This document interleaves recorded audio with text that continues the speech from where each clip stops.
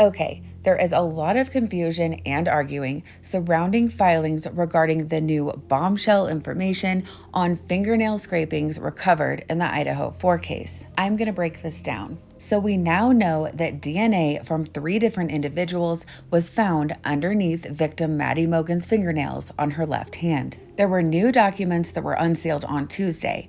Keep in mind that part of these documents have been redacted, so we only know what we know. In these filings, the defense reveals that during the grand jury proceedings, there was testimony about the results of the DNA testing on Maddie's fingernail clippings. However, from what we can see from the parts of this filing that are not redacted, the testing proved to be inconclusive. Regardless, the defense is requesting that the court limit testimony about this topic during the trial. The motion also reads that when Bryan tried to appeal the grand jury proceedings, that the state responded that the testimony was presented to the grand jury as exculpatory and was meant to be in Bryan Kohberger's favor. We also learn that Bryan's defense team paid to have independent testing done, which found that he would be excluded from being one of the sources.